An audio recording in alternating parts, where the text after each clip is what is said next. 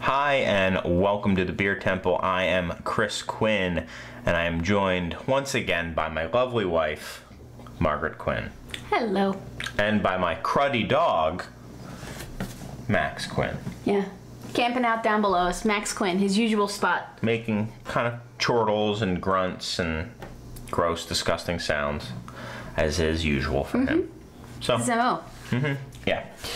When he doesn't make those sounds, that's when we start worrying. Is he not feeling well? He hasn't made any disgusting sounds lately. Anyway. As is such when you own a bulldog. I was telling someone the other day how he startled himself. He was kind of nodding off to sleep, and he startled himself with a belch of his own. He was sitting there and going, "Brrr," woke himself up. Who hasn't done that, though? I mean... Yeah, exactly. It's a character I look for in all the things I love. Another thing I wanted to say, a little shout out to the guys at Tired Hands Brewing. I was recently out on the East Coast, and basically my hometown had a new brewery that just opened up, Tired Hands. A couple of brewers. The guy I was talking to was one of the owners and brewers named Gene. Really nice guy. Had come from an Iron Hill brewery, and before that Victory, and before that Weyerbacher, so kind of all around the Philadelphia area Good beer pedigree. scene. Yeah. And really kind of cool. They had done some collaborations with Tagaver Hopka out of Belgium, 12% imports. They've had a beer called Bittersweet Symphony, which I've had before, and I liked from them. He's like, yeah, that was my recipe. I was like, oh, cool. really? So I went and I looked at the label, and yep, you've got these little Tired Hands was on there. That's funny. So shout out to those guys, hometown beer. I wish it was there when I lived in Philadelphia, but yeah. That was kind of cool. Yeah, definitely. Fun to see that stuff popping up. All right, so this is part 2 of the Austin Beers show. Fan of the show and fellow beer podcaster John Rubio of the Beerists podcast sent us a whole box of beers, some of which I had on a previous episode. We had the Hefeweizen from Live Oak out of a growler, and 2 beers from Austin Beer Works, 2 lagers in cans. He sent me so much beer I couldn't do it all in one show, so I figured do it in 2 parts. So 2 others that he sent me were these 2. One from Jester King, one from St. Arnold. I realized afterwards they're not from San Antonio. So this is a Texas beer part 3, not really or Austin rather. Yeah, okay. They're from Houston. Ah. I thought it was Austin beers, but the first one was Austin beers. This is kind of Austin beers and some Houston. So St. Arnold is from Houston. Okay. I happen to have another friend send me some stuff from St. Arnold. So I figured, why not do, 2 St. Arnold? Texas breweries are hot right now, so it's... We have had, by far, it's so weird, more shows dedicated to Texas beer than anything else. Right. Which is funny because you get hardly any Texas beer here in Chicago. That's true. Well, I guess that's why we're getting it sent to us, right? Yeah. Can't exactly go buy it. So St. Arnold, Texas's oldest craft brewery, from that 94, 95, class. Home brewer turned brewer. Pretty big brewery now. I was looking at their staff on their website. They've got like 50 people just listed. That's a lot for a craft brewery. Yeah. Yeah, so the first beer I have from them is the Santo. This they call a black Kolsch. One of their year-round beers is called, I think, lawnmower beer, and it's a Kolsch. And then they have variants on it. They have the Weed Whacker, which is the Kolsch recipe, but they throw in Hefeweizen yeast to it, which I was going to have on the show, but it was just getting to be too much. And then they have the Santo, which is the Kolsch yeast and the Kolsch recipe, but they also add some dark malts to it as well. So that's what this is. So they call it a black Kolsch, a completely non-existent style. Right. Yeah, when you mentioned it, like, beers you're going to have on today, black Kolsch, and I was like, well, first of all, that doesn't exist. What is that? And yeah, let's have it and try it. So we've had Kolsch on very early on the show. Briefly, Kolsch is a beer very much associated with Cologne, Germany, and it's actually kind of proprietary. So technically, it should be called a Kolsch style So it's like an appellation type thing? Yeah. I mean, they want it to be, but I think it's more like people just kind of throw them a bone and say Kolsch style. You can say a Kolsch. But it's one of few hybrid beers out there. So, all beers are either a lager or an ale, except if it's a Kolsch or an alt or a steam beer. Those are really the three types of hybrid. Because they use an ale yeast and then they ferment it as an ale, but then they lager it. So it's kind of a combination. So you get a little bit of an ale character, but not kind of nice, clean lager character as well. And then here, who knows what you're going to get. Yeah. So kind of a dark ruby beer. Almost looks like the Schwartz beers that we had before. Not entirely dark though. I mean, no. It's kind of like a light brown. Kind of reminds me of like browned butter. They almost got like yellow tinges, to the edges. Yeah. Oh, kind of a white foam to it as well, and clear, and you're definitely getting like a coffee roast to it. Not overwhelming, right? But it's kind of a light-bodied, aromatics wise, and then you're getting some like hints of like kind of a roasty edge, a little bit of coffee. It reminds me of like a cola. Or like, I'm trying to think if there's some sort of drink that's like a coffee flavored cola or something like that, I'm sure there is. Pepsi Cola. Yeah, it's almost like a Pepsi Cola for me. Had you ever had one before? I think I may have had one.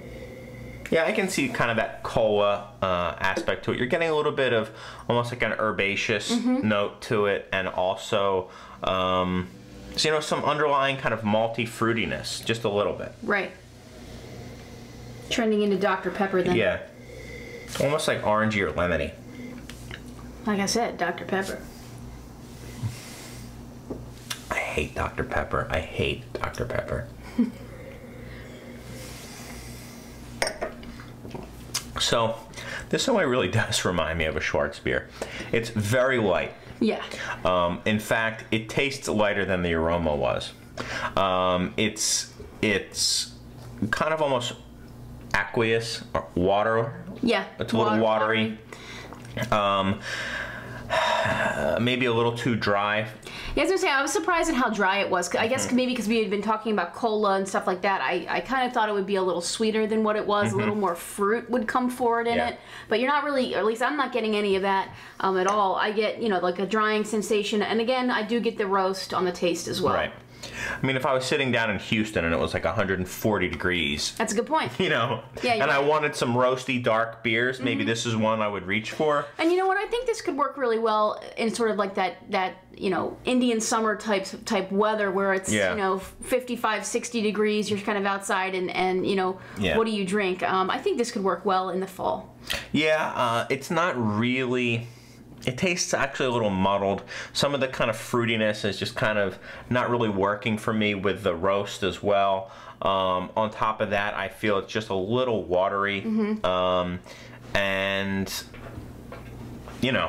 stop it, Max. You're just not that into it. I'm just not that into it.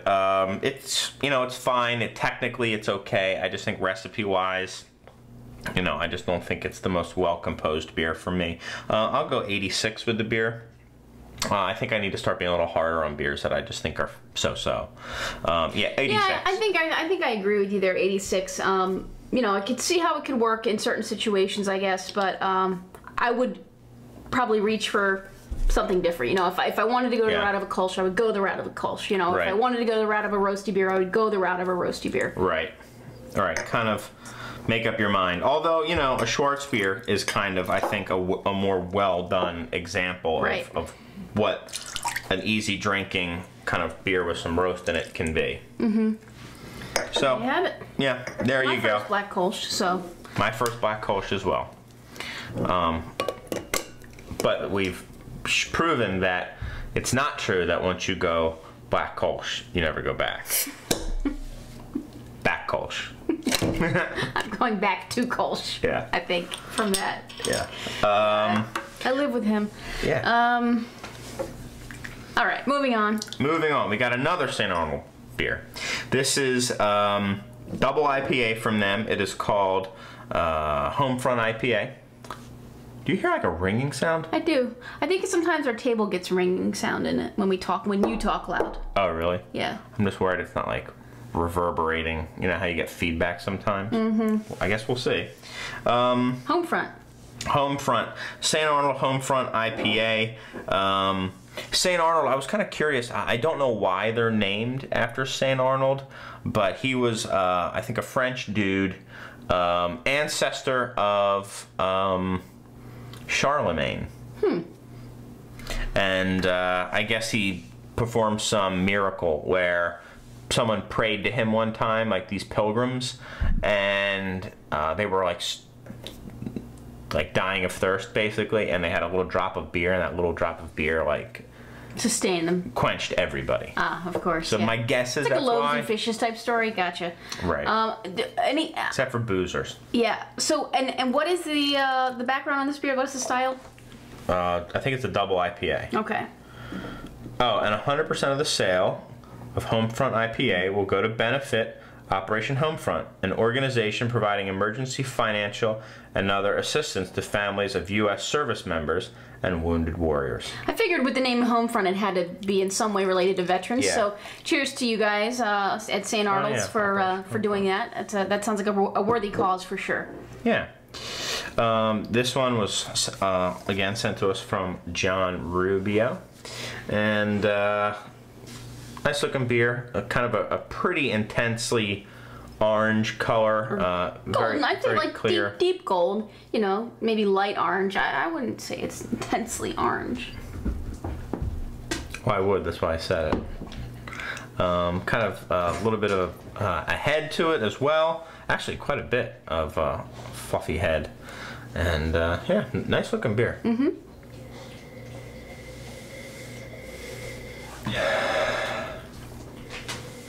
So it's definitely that kind of earthy, Americanized version of an English IPA. Earthy, woody, some pine as well. But then underlying it, I think again, is an intense orange flavor as well. Like real big fruit to it.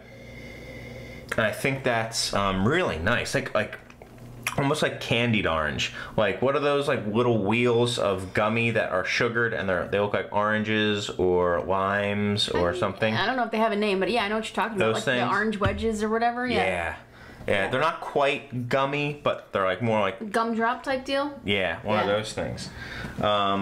Literally, again, right on the mic stand. All right, let me go. Go get him. Yeah, come here, bud. Come here. Get out of there. Get out of there. All right. Yeah, so kind of, you know, orange gumdrop meets kind of an earthy English IPA Americanized. You're like leaning over. I'm multitasking here. I'm trying to pet the dog, keep him out of harm's way with the mic. Yeah, and fine. Smell beer. Yeah. Really orange and almost hitting on getting towards like lemony, but it's interesting that you're getting orange lemon, also kind of earth pine bark. So what, as I am usually known for doing, I did start to have a taste of this beer. Pretty intense. Pretty bitter, man. Right? Mm-hmm. It's funny, a lot of times you get the bitterness on the back end. This one, it's like a punch. As soon as you take it, the first thing you notice is bang. Like really clean bitterness right up front. It is very, it's almost, it's sharp is the word. I mean, it's like a kind of like a sting right up front in your mouth when you sip it. Yeah.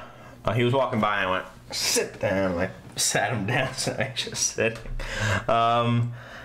So let me taste it again because this dog's throwing me off my game. You have game? Since when?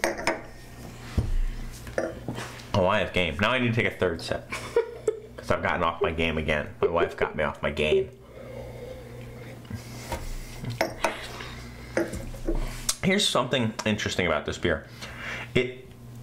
The flavors that you're getting from this beer, you would associate with a full-bodied beer. Yet again, it's kind of aqueous and white and watery almost. Yeah, I hear what you're saying. And it's not necessarily soft. Like sometimes you can have something that's light and still kind of soft in your mouth. This one is kind of watery in your mouth.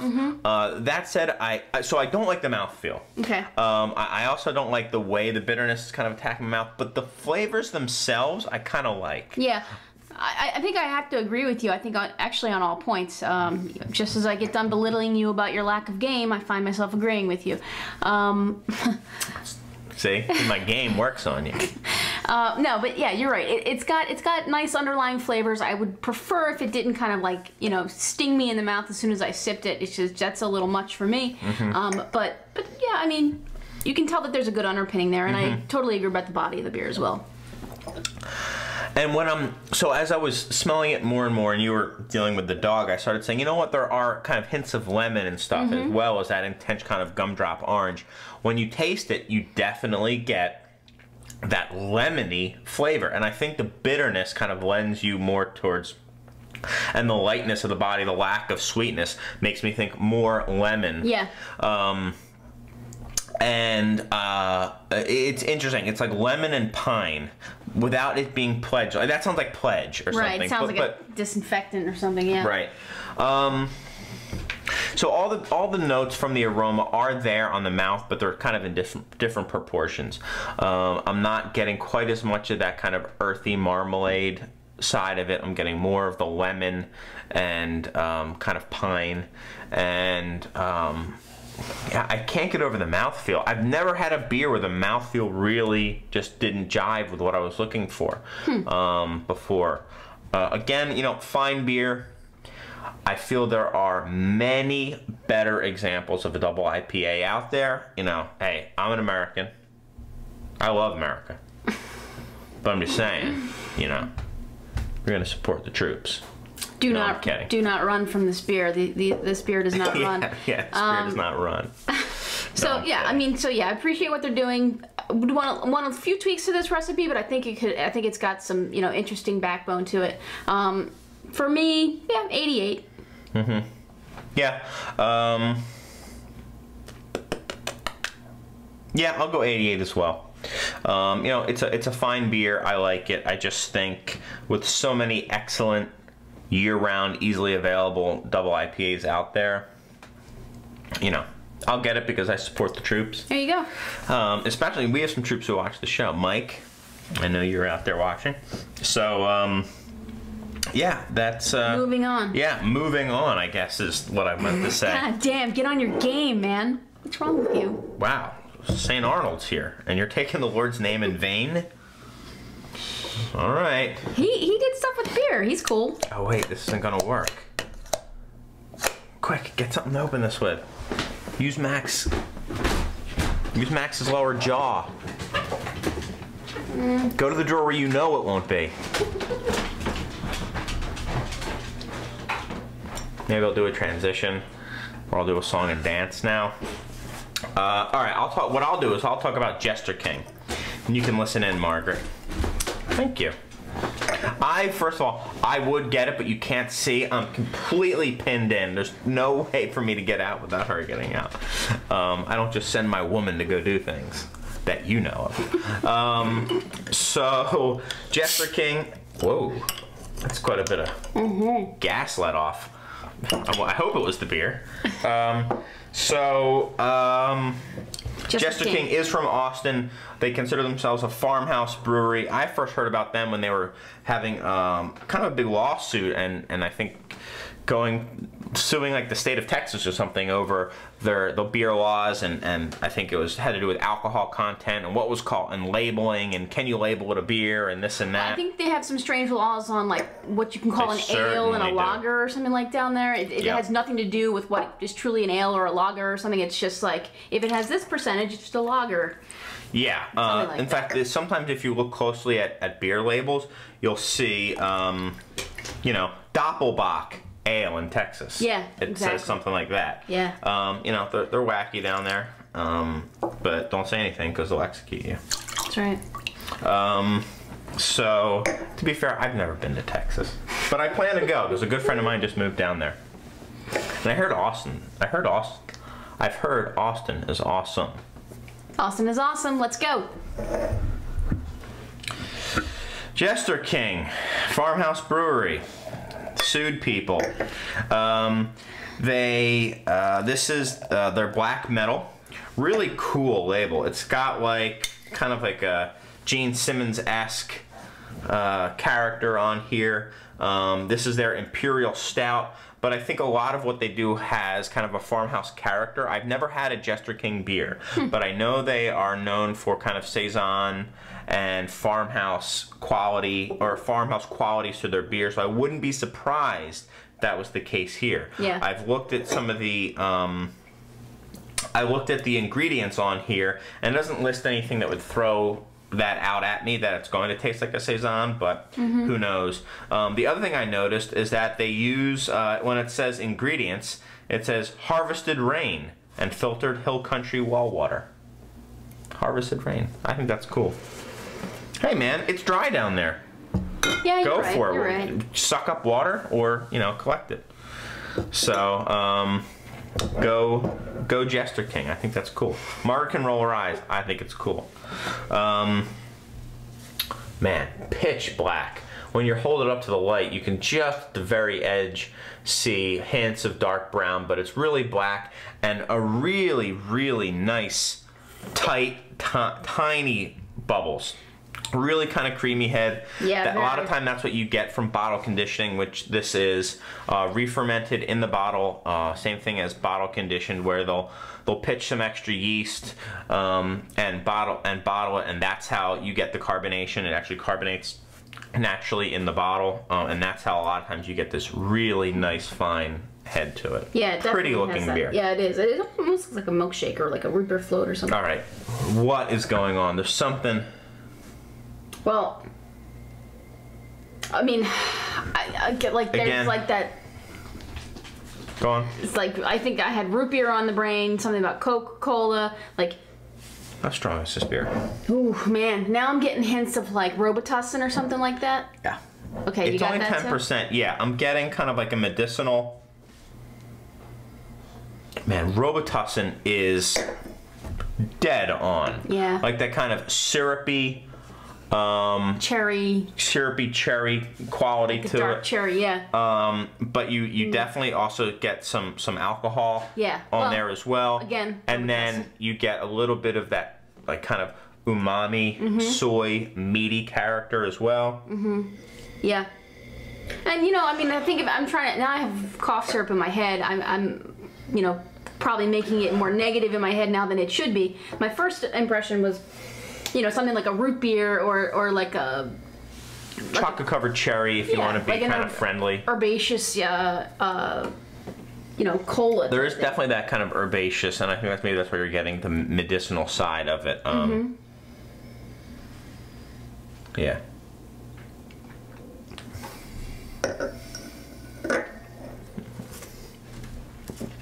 It works when you're drinking it a lot more than the smell. In fact, it's got the beer really transitions very nicely. It starts out with a lot of that roast and some bitter chocolate, like bitter dark chocolate. You get the creaminess, and you have like that nice kind of carbonation kind of scrubbing across your tongue. As you're kind of drinking it and it goes like kind of through your palate a little bit more, that fruit comes up and you really start getting those like those cherry liqueur candies. You start getting some of that because some of the booze comes up. You start getting more of the fruit from the yeast, and finally you have a kind of a nice ashy finish to it. And our dog is restless. Yeah, it ends kind of on like a fruity, ashy note. Not bad. It really isn't bad. I was expecting less after smelling it, to be honest. Yeah, I was expecting a little more medicinal, I think, would be what I was expecting. But yeah, I agree that kind of doesn't come through as much in the taste. Mouthfeel is again, fairly light for a 10.5% Imperial Stout. Yeah. I don't mind it. If anything, it makes it kind of dangerous because you could really kind of drink more of this than you thought. I think I would like it to have a little bit more body. Sure. I mean, my favorite examples of Russian Imperial Stout are hugely chewy. Right. Like, big. But I'm not going to hold it against it, you know? I mean, I think that I kind of like... I said the last time we had some beers from Austin, I kind of liked the perspective that it had. And I like that it's not trying to be like every other Imperial Stout. This is definitely its own thing. Hey, Max, stop it. Dog stresses me out.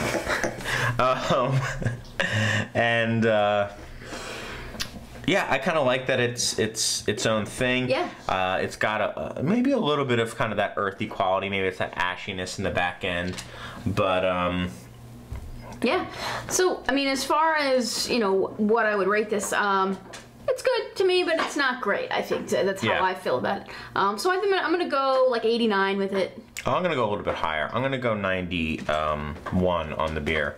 I think it's a good beer. In fact, 91 might be a little low. 90. I'll go 91 plus. I like it.